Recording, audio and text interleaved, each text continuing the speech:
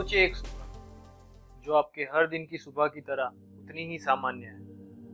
आप अपने दैनिक काम करने के लिए जगते हो और खड़े होने के लिए अपने पैरों को जमीन की ओर आगे बढ़ाते हो। फिर आपको ताज्जुब होता है कि आपके पैर कोई स्थिर आधार को छू ही नहीं पाते।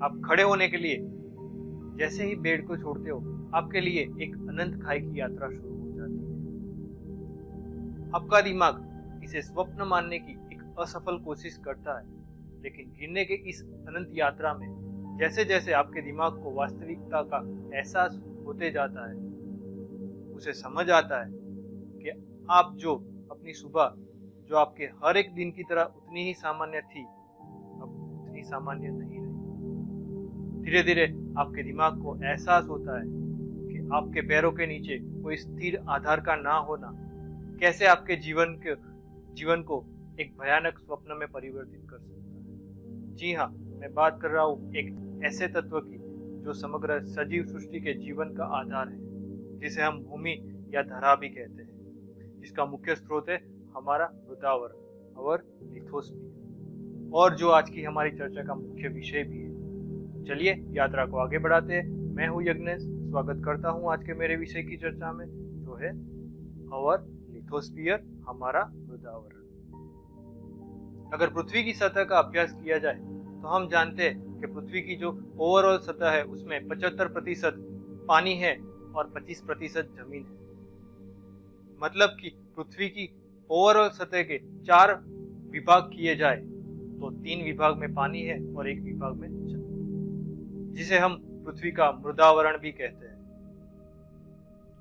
चलिए पृथ्वी के मृदावरण के बाह्य विस्तार को और विस्तार से जानते हैं। अगर पृथ्वी का चक्कर लगाते तो हमें मृदावरण के अलग अलग स्वरूप देखने को मिलते हैं, जैसे कि हिमालय और गिरनार जैसे पर्वत,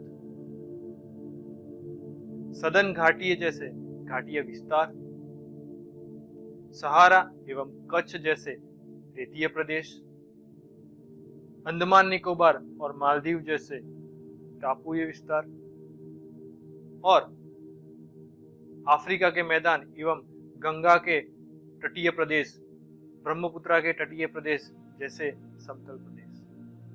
जी हाँ, समतलीय प्रदेश जो पृथ्वी पर सजीवों का जीवन बसाने के लिए प्रथम पसंदगी रहा है, जहाँ पे दिल्ली और पंजाब जैसे महानगरों का विकास हुआ है।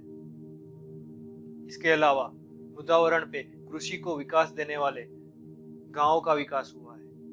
इसके अलावा हमें दवाइयाँ, फल फूल जलाने के लिए लकड़ी एवं कई सारे सजीवों को आसरा देने वाले जंगल का विकास हुआ है। इसके अलावा मानव ने मृदावरण पे ही खेती करके अपने लिए अन्न उगाया है। इसके अलावा ऊर्जा की मांग को पहुंचने के लिए ईंधन के अन्य स्रोत जैसे कि कोयला, गैस और पेट्रोलियम जैसे ईंधन जमीन को खोद के ही निकाले जाते हैं, जो मृदावरण का ही एक पार्ट है। जैसे ही प्याज को काटने पर आपको अलग अलग स्तर देखने को मिलते हैं, ऐसे ही मृदावरण को आप अंदर से विभाजित करते हैं तो करीब 4 या 5 स्तर देखने को मिलेंगे, जिसमें क्रस्ट, मेंटल, आउटर कोर और इनर कोर प्रमुख है।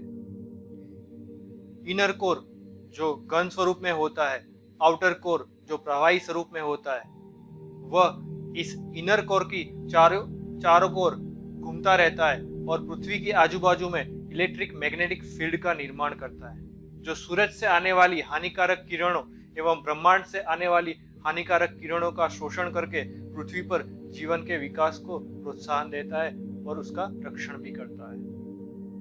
मृदावरण के बारे में इतना सब जानने के बाद यह दुख होता है कि सजीवों ने अपने विकास के दौड़ में मृदावरण को इतना प्रदूषित कर दिया है कि आज के समय में जमीन का शुद्धिकरण एक प्रमुख प्रश्न बन के रह गया है।